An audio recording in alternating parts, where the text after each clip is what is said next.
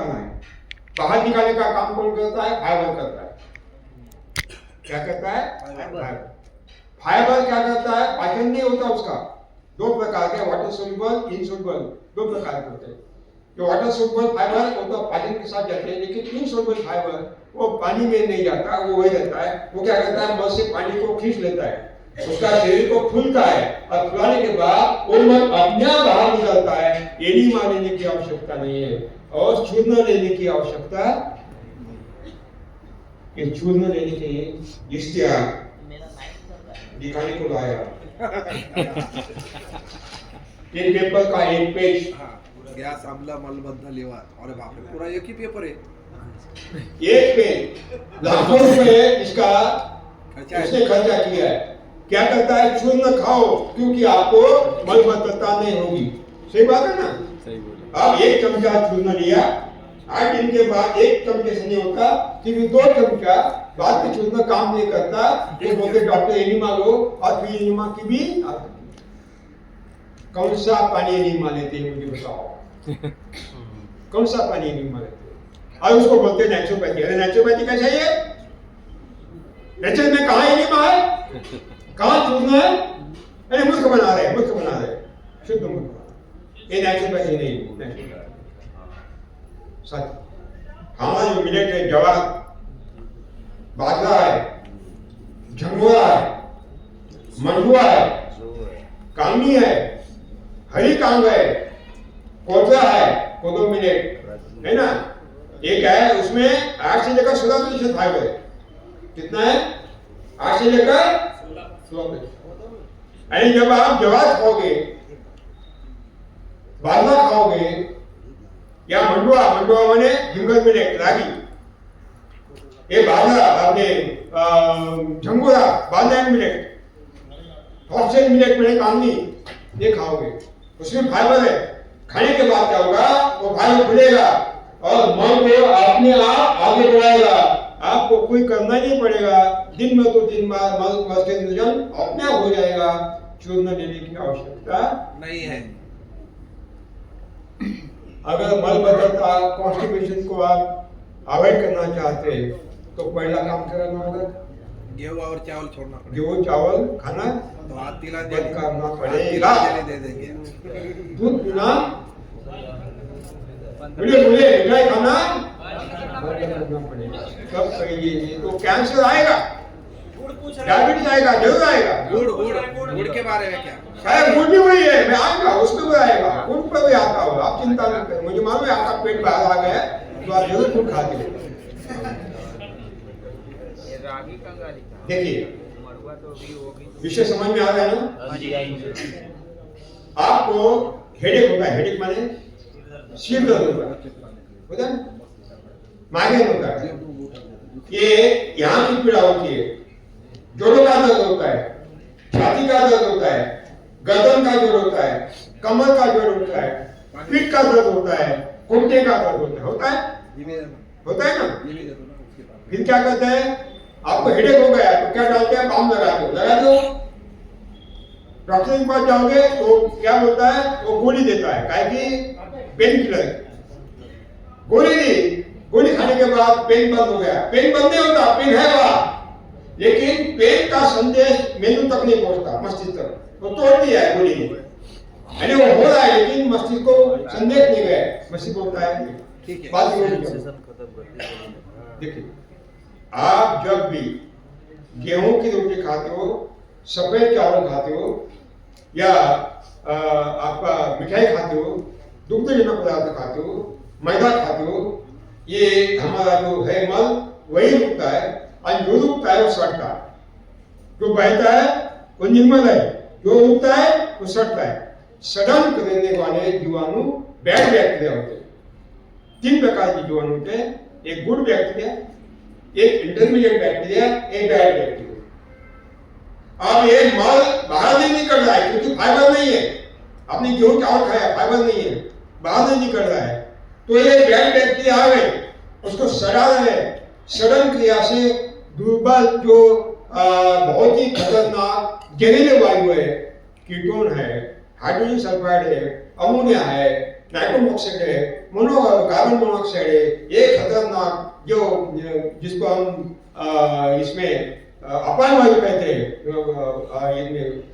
आयुर्वेदा में अपान वायु, ये वर्टिकल होते हैं, ऊर्ध्वगामी होते हैं, ये खुद बाहर नहीं निकलते, ये जहां भी जाएंगे पेन करेंगे, यहाँ गए सिर दर्द हो गया, यहाँ गए कुंड का दर्द, छाती में दर्द, अरे जहां भी जाएंगे दर्द करेंगे। और बाद में एक समय ऐसा आता है कि आपको ऐसी स्थिति निर्माण होती है कि आप कितना भी चूर्ण खाए आपको शौच नहीं होती, और बाद में उसके विपरीत रूप में बहुत जहरीले जिसको टॉक्सिक गार्बेज कहते हैं हमारे कोशिका में संग्रहित होते हैं और हमारी जो प्रतिरोध शक्ति है उसका नाश करते हैं, और धीरे से पीछे से कैंसर, डायबिटीज, हार्ट अटैक आता है और हमको ऊपर ले जाता है। अगर ऊपर ले जाना चाहते हो तो कोई हरकत नहीं, लेकिन बचना चाहते हो तो एक बात करना है कि शौच बाहर अपने आप निकलने के लिए हमें मिलेट खाना है, ज्वार खाना है, ये अपना झंगोरा खाना है, जो भी मिलेट है बाजरा खाना है, लेकिन गेहूं चावल नहीं खाना। और प्रयास करिए कल जाकर आपके घर में 8 दिन गेहूं का खाना बंद कर दिए, सफेद चावल खाना बंद कर दीजिए, दुग्धजन्य पदार्थ खाना बंद कर दीजिए, ये मीठा खाना बंद कर दीजिए, केवल गेहूं अपनी ज्वार की रोटी, बाजरे की रोटी खाइए, साथ में फल भी खाइए और हरी सब्जियां खाइए और चमत्कार देखिए 8 दिन के मालूम पड़ेगा अपने आप सोच अपने आप बाहर हो गई है, कोई चिंता नहीं है, सड़ नहीं रहा है, पेट बंद हो गया है, उत्साह बढ़ गया है, क्योंकि जो चाहिए उसमें से आम्लधर्मी नहीं खाना है, हल्कधर्मी खाना है। जब आप गेहूं की रोटी खाते हो, चावल खाते हो, चीनी शक्कर खाते हो, गुड़ खाते हो, मीठा खाते हो, बिस्किट खाते हो, ये बाकी तले हुए पदार्थ खाते हो, ये सब वहाँ आम्लधर्मी है, रक्त की आम्लता बढ़ गई है, एसिडिटी बढ़ गई, और रक्त को एसिडिटी घटाना है, सबसे ज्यादा कैल्शियम चाहिए घटाने के लिए।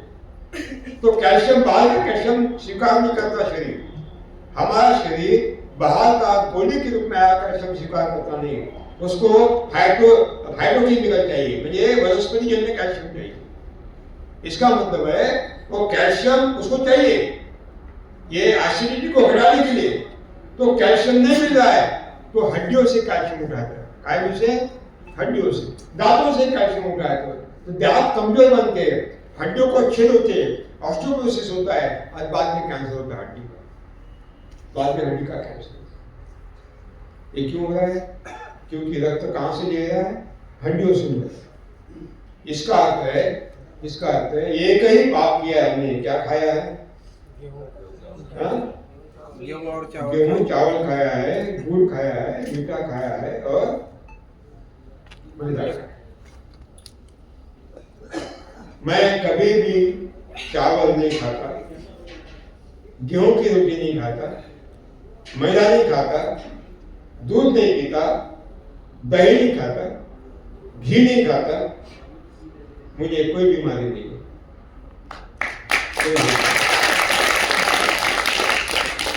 डायबिटीज नहीं है, ब्लड प्रेशर नहीं है, 10 घंटे बोलता हूं, काजू बादाम नहीं खाता, रात को 10 बजे मेरा चेहरा फुलवित मिलेगा आपको। क्यों? क्योंकि मैं वो खाता हूं जिसमें ऊर्जा है, और वो है हमारा मिलेट, ज्वार, बाजरा, और उसको बढ़ाना है। मिल्ट क्या होता है? मिलेट माने हमारे हल्के दाने, ये रागी बोलते हैं ना, रागी ज्वार बाजरा खाया है कभी? वो मिलेट ही है ना। जंगुरा बोलते हैं बाजरा मिलेट, वो मिलेट ही है। ये मंडुआ रागी मिलेट ही है, कामनी ऑक्सीड मिलेट ही है। नाचनी, हाँ नाचनी उसको रागी बोलते हैं, फिंगर मिलेट, नाचनी खाना है।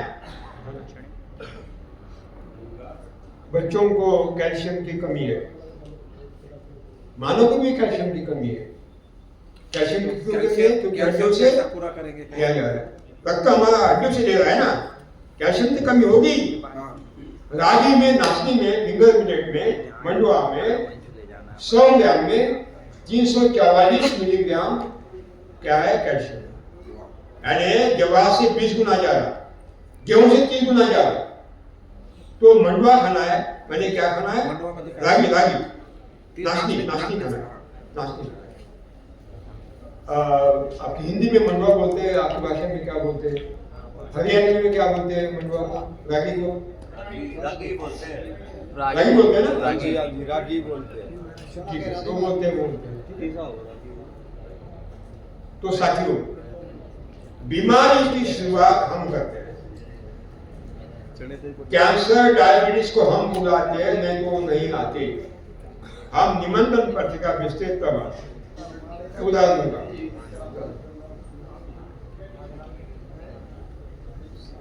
आपकी ब्लड शुगर बढ़ गई, रक्त शर्करा बढ़ गई। क्यों बढ़ गई? क्योंकि ब्लड में शुगर आ गई। क्या आ गई? ब्लड में शुगर आ गई। जब भी आप खाते हैं ब्लड में शुगर आती है। आप ब्लड में शुगर कितनी होनी चाहिए, कितनी नहीं होनी चाहिए, इसका भी अनुसंधान हो गया।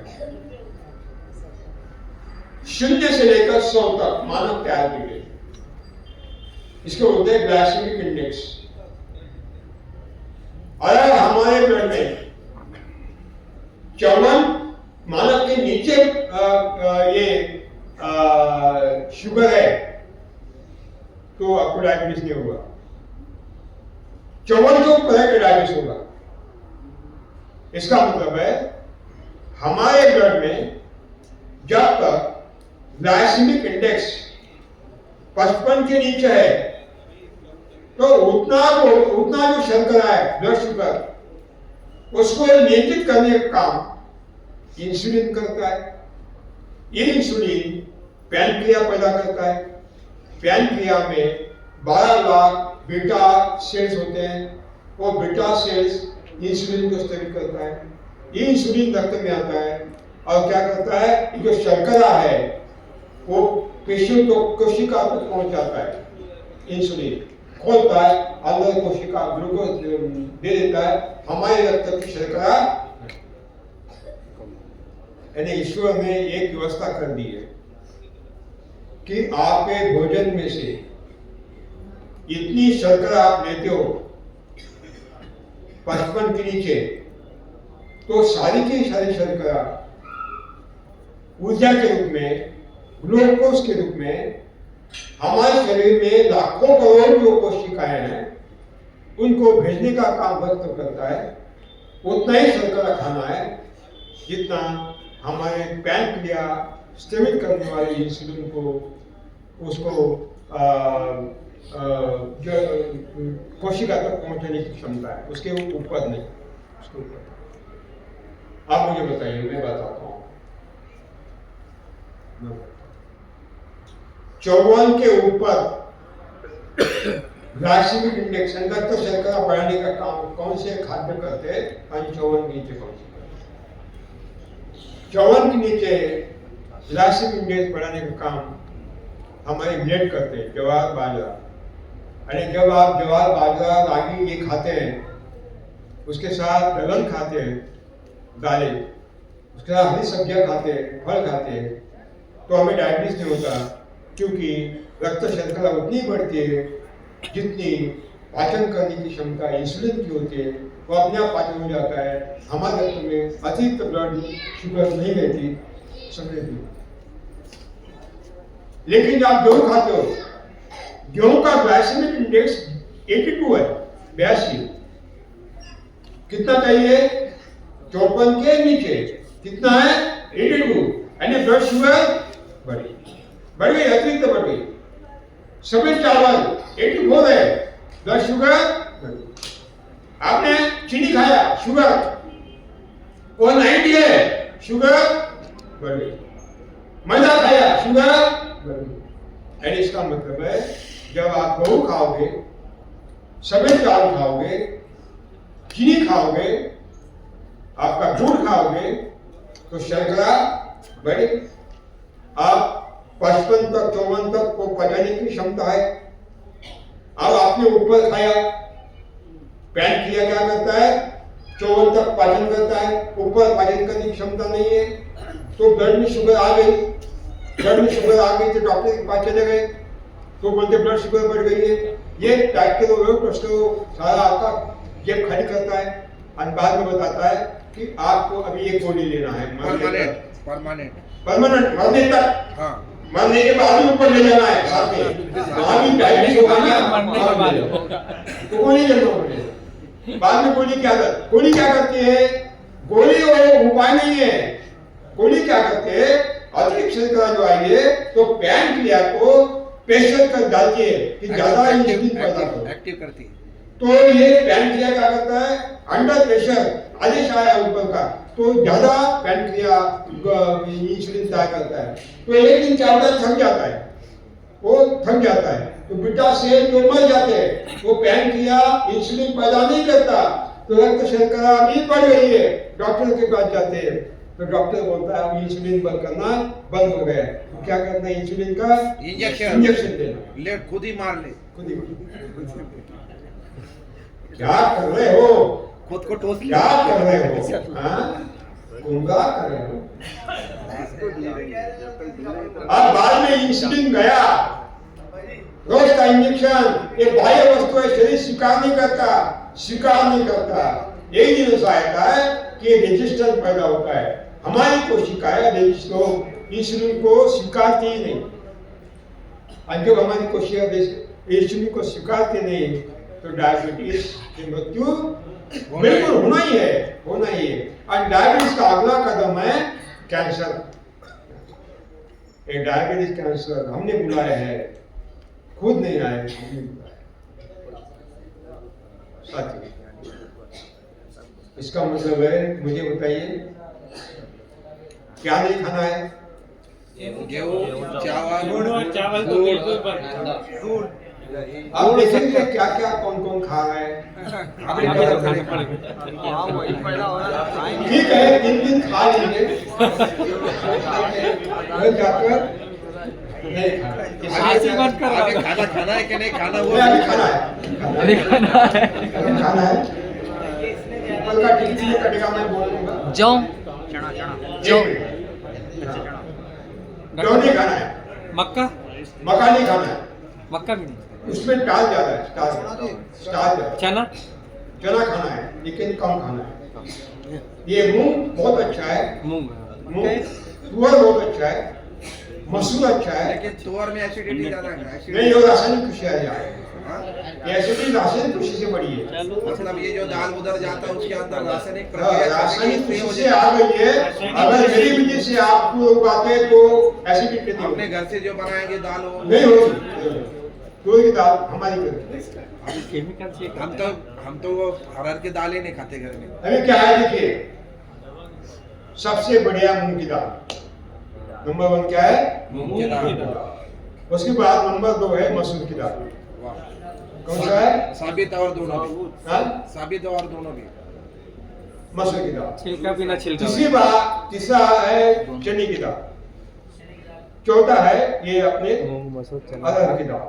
तुअर। तो मूंग की दाल सबसे बढ़िया है, अगर वो खाना है तो उसको खाइए, नहीं तो विकल्प तो है। साथ में एक मुद्दा है, उसके पहले भोजन के पहले हम उसको समाप्त करेंगे, बाद में भोजन साथी। एक जो जी चना मूंग भिगोते हैं 2 दिन बाद इतना बड़ा जाम जाता है, वो खत्म खा सकते हाँ, खा सकते हैं। मोड़ आया। अंकुरित बोलते हैं। देखिए जस्ट अ मिनट,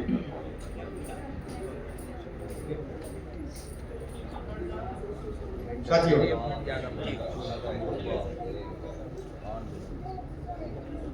आपने रासायनिक खाद डाल दिया,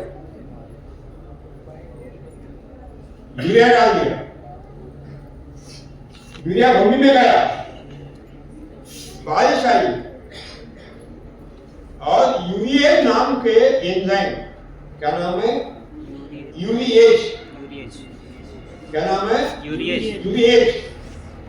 यूरिया का विघटन करते हैं, अमोनिया पैदा करते हैं।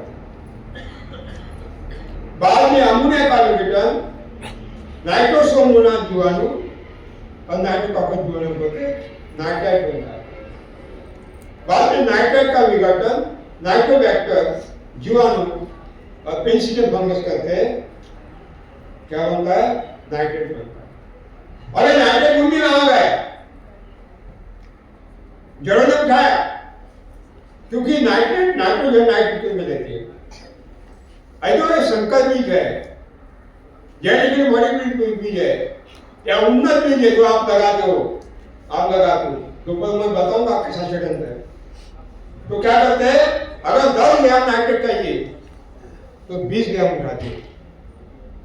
ये संकर बीज क्या करते हैं, 10 ग्राम चाहिए तो कितना दुगने उठाते हैं।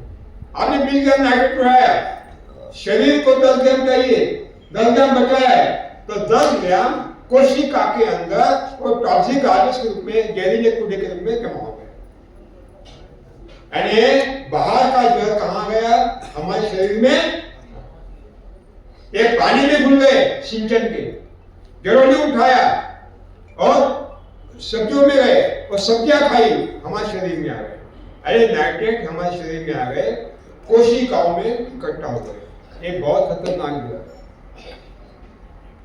हमारे शहर की माता बहनें बैगन खरीदते, टमाटर खरीदते, पानी से धोती है, उनको लगता है कि पानी से धोने से ये जो हमारे किसान भाई कीटनाशक दवाओं का छिड़काव करते हैं वो निकल जाएगा।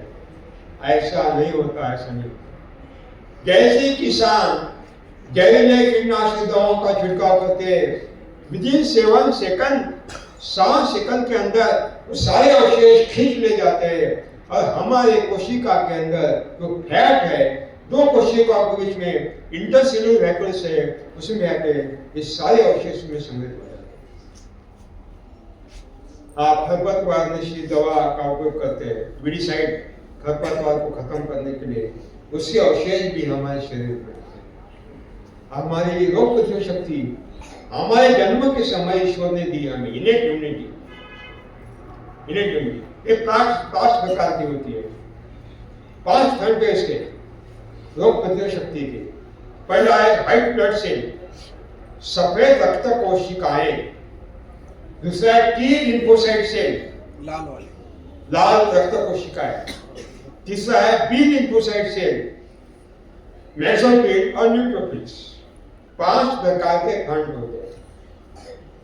ये जो हमारा व्हाइट ब्लड सेल है, कोई अंदर पैथोजन बैक्टीरिया रोग पैदा करने वाला जीवाणु गया शरीर में, प्लेग वाला है, टीबी वाला है, कोई जीवाणु रोग पैदा करने वाला, कॉलेरा वाला हमारे जीवाणु अंदर चला गया, तो पहला काम क्या करता है, ये जीवाणु कौन सा है इसकी जांच ये व्हाइट ब्लड सेल करती है। ये कौन से प्रकार का जीवाणु है, कौन से कॉन्स्टिट्यूशन का है, कौन से फैमिली का है, फिर उसको मारने के लिए कौन से बुलेट चाहिए, कौन से बुलेट चाहिए, जिसको प्रतिपिंड कहते हैं, प्रतिपिंड कहते हैं, प्रतिरोधक। हाँ नहीं, प्रतिपिंड यानी बुलेट, गोली। हाँ, तो वो पैदा कौन सी चाहिए, फिर आदेश देते हैं 3 लिम्फोसाइट सेल को कि ये अलग अलग क्षेत्र में पाकिस्तान का है, इसको चाहिए ये गोली पैदा करो, और फिर वो प्रतिपिंड पैदा करके उसको 3 लिम्फोसाइट उसको मारते। अगर वो नहीं मरा तो बी लिम्फोसाइट उसका अलग खोज निकालता है जो प्रतिपिंड है, और वो पैदा करके उसको मारता है। जो भाग जाते हैं उसको नष्ट करने का मैक्सिमम करते हैं। यानी जो रोग पैदा करने वाले जीवाणु अंदर गए वो खत्म करने का काम कौन करता है, रोग प्रतिरोधक शक्ति करते हैं। अब ये जो आप में आपके आंत है, आंत में कितनी कोशिकाएं हैं, 60 लाख करोड़ 60 ट्रिलियन कोशिकाएं, उसमें 70% कोशिकाएं कौन सी है, इनेट इम्यून सेल्स है, रोग प्रतिरोधक शक्ति देने वाली। आपने क्या खाया, ये जहरीला पदार्थ हमारे शरीर में गया, रासायनिक अवशेष चले गए खाद्यों के, कीटनाशक दवाओं के औषध चले गए, खरपतवारनाशी दवाओं के औषध, फंगिसाइड के औषध चले गए, और हमारे जो प्रतिरोधक शक्ति के कोशिकाएं उनको खत्म कर दिया। व्हाइट ब्लड खत्म हो गए, टी लिम्फोसाइट खत्म हो गए, बी लिम्फोसाइट खत्म हो गए, हमारी प्रतिरोधक शक्ति कमजोर हुई, और जैसी कमजोर हुई, लड़ने वाला कोई नहीं है, तो एक पैथोजन बैक्टीरिया अंदर चला गया, कैंसर होगा, डायबिटीज होगा, और आपको बीमारी जरूर होगी। इसका मतलब है बीमारी होने का कारण है हमारे शरीर की प्रतिरोधक शक्ति कमजोर होना, और कमजोर करने का काम कौन करता है? जहरीला भोजन। तो मुझे बताइए, अगर कैंसर नहीं होना है, डायबिटीज नहीं होना है, तो क्या करना है?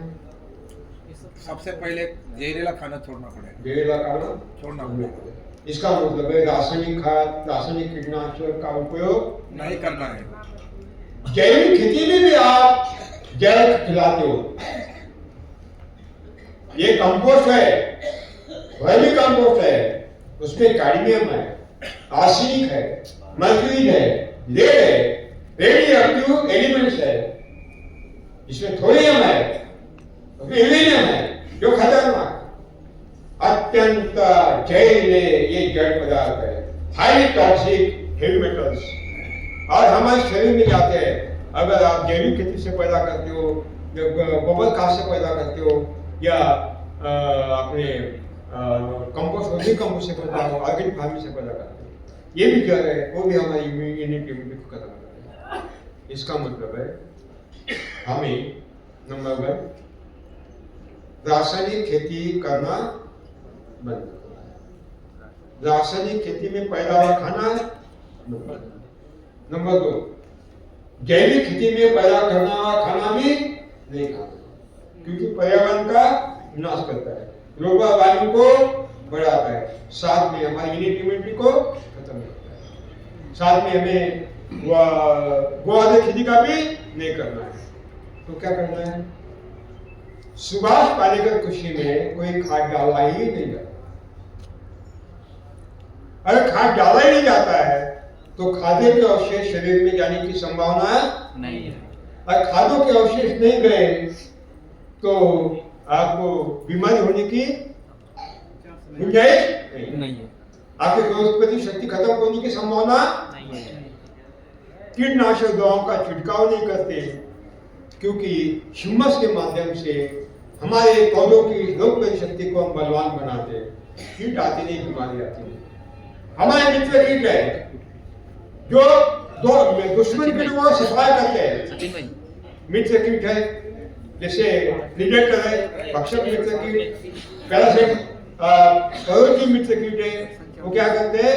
बड़ी मात्रा में आते हैं हमारी विधि में, आपकी विधि में नहीं, हमारी विधि में बड़ी मात्रा में आते हैं और हमारे फसलों का नुकसान करने वाले कीटों का सफाया करते। ये बंद करिए, बंद करिए। ये अभी ना करवाइए। हमारे सफाई दुश्मनी कीटों का सफाया करते हैं। दुश्मन कीटों का सफाया करने वाले कौन है? मित्र कीट। मित्र कीट कहाँ आता है? रासायनिक खेती में नहीं आता है, केवल पालेकर कृषि में आता है।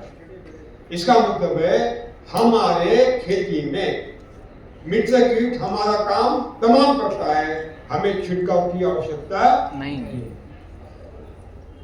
कोई जीवाणु होते हैं जो शत्रु कीटों के शरीर में प्रवेश करते हैं।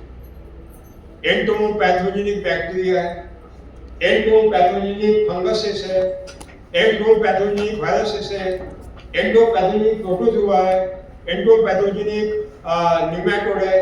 ये क्या करते हैं? हमारे मित्र है। ये जीवाणु में है, घन जीवाणु में, ऋषि आचार में है। वो भूमि में गए, वो दुश्मन कीटों का शरीर में प्रवेश करते हैं, जो हमारी फसल को नुकसान करते हैं, उनके शरीर में प्रवेश करते हैं, अपनी संख्या बढ़ाते, उनको बीमारी पैदा करते और बीमारी से उनको मारते। एक प्रीडेटर और पैरासाइट जो परजीवी हमारे मित्र कीट है, वो क्या करते हैं? दुश्मन कीटों के अंडे में अपने अंडे डालते हैं। कहाँ डालते हैं? दुश्मन कीटों के अंडे में अपना अंडा डालते और अंडे में खत्म करते, यानी पैदाश होने ही नहीं देते। ये हमारी व्यवस्था है। ईश्वर ने सारी व्यवस्था कर दी है। यहाँ आने के पहले बल्लाल जी ने और शर्मा जी ने, सारे उनकी टीम ने आपके खाने की व्यवस्था पहले कर दी है। ऐसा नहीं कहा कि खाना नहीं है आप आ जाइए, क्या है तो जन्म के पहले खाने पीने की व्यवस्था है, ईश्वर करता है। हम आए उनको उद्ध्वस्त कर रहे हैं, दोष ईश्वर का नहीं, किसका है? अपना। और ये आध्यात्म नहीं है, ये नास्तिकता है, पाखंड है। ईश्वर के खिलाफ बगावत करके ईश्वर की व्यवस्था के विरोध में अपनी समान व्यवस्था खड़ी करना, ये आध्यात्मिकता नहीं है, ये क्या है? पाखंडवाद है। पाखंड है। मेरा एक सवाल का बात है। ये पाखंड है। एक सवाल था मेरा। हाँ। अभी जो अभी तक एक मिनट वो देना।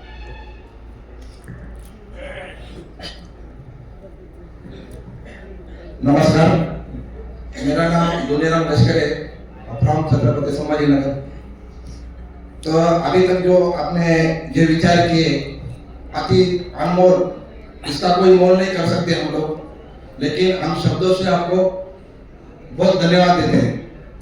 मेरा सवाल ये है कि अभी गया, क्योंकि दास जब मिलिट्री में था 1980 में, ये यूरिया खत और शुक्ला खत पहला आया था। तब मैं वहां से आने के बाद में मेरे भाई वगैरह वो शुक्ला खत वगैरह बांटने के लिए देते थे। तो ग्राम सेवक है ना, वो फ्री बांटता था, फ्री, आप ये लेके जाओ, इसे देखो, ऐसा खेती करो। अभी उस समय में तो हमको नहीं आया ना, अभी तक भी नहीं समझ में आया। फिर दास ने 21 साल पुलिस में भी नौकरी किया, उसके बाद में रिटायर हुआ, 6 महीना हो गया रिटायर होके। आपने जो ज्ञान दिया है वो शायद आध्यात्मिक में भी नहीं है। और हमें जो खाने पीने की जो लीला सिखाई आपने, आप मतलब क्या खाना चाहिए क्या नहीं, और कैसा उसका डिवाइशन, मतलब कैसे कैसा अपने तरीके से समझाया, बहुत सुंदर तरीके से समझाया। लेकिन अभी आखिरी सवाल अभी हमारे दिल में आया है कि चलो अभी तो बर्बादी कर दी है, रासायनिक खाद से फवारनी करके बहुत नाना प्रकार के रासायनिक जमीन के पेट के अंदर चले गए, धरती माता के अंदर, और अभी इसको उपजाने के लिए हमारा जनता सरकार मोर्चा है अभी लग गया है। अभी हमारा जनता सरकार मोर्चा भी इतना जगह नहीं है। देवेंद्र जी बोल रहे भाई मेरी क्षमता खत्म हो गई है, बोलते बोलते बोलते थक गया मैं, अभी आपको देवेंद्र बनना है। तो दास यही विनती करूंगा, दास के पीछे जो खड़े हैं, जो बैठे हुए महापुरुष, इनको विनती करूंगा कि अपने को एक एक कदम चुन चुन के चलना है, नहीं तो चुन चुन के मारेंगे हमको। ये सत्य बात है, क्योंकि हम जब भगवान करना शुरू कर देंगे, जब गांव खेड़ों में जाएंगे तो बहुत मुश्किलें पैदा होने वाली है हमारे साथ में। इसलिए हमको टोली टोली बन के जाना पड़ेगा, 10-10, 15-15 लोग बन के एक एक गांव में जाना पड़ेगा, वहां हमको समझाना पड़ेगा, तरीका समझाना पड़ेगा। और उसमें सबसे बड़ी खुशी की बात आज दास को इतनी अच्छी लगी कि 10 किलो गोबर के घर के अंदर 1 एकड़ का खेती बन जाता है। क्योंकि ये भक्ति में लाइन लगा रहे, गाँव खेड़ों में लाइन लगा रहे जाके कि हमको खत नहीं मिल रहा, खत नहीं मिल रहा, खत नहीं मिल रहा। लेकिन आपने वो इस भारत भूमि के अंदर ऐसा एक रोटा खड़ा कर दिया जिनका नाम कृषि ऋषि सुभाष पालेकर। आपका बहुत बहुत धन्यवाद। हरित क्रांति के पहले कोई गेहूं नहीं खाता था, हरित क्रांति के पहले कोई गेहूं नहीं खाता था, ज्वार खाता था, बाजरा खाता था, मक्का खाता था, झंगोरा खाता था, मंडवा खाता था। दामाजी आए तो गेहूं की रोटी होती थी, नहीं तो तब बीमारी नहीं होती थी। केवल पानी की वजह से कॉलरा होता था, प्लेग होता था, पानी की वजह से डिसेंट्री होती थी, बीमारी नहीं। हमारे पारंपरिक मिलेट को खत्म करने के लिए ये पूरा षड्यंत्र मैं दोपहर को बताऊंगा, ये षड्यंत्र कैसे है। अगर आपके पास समय है तो ये षड्यंत्र जरूर मैं बताऊंगा आपको कि कैसे षड्यंत्र काम कर रहा है और हमारी व्यवस्था को कैसे बर्बाद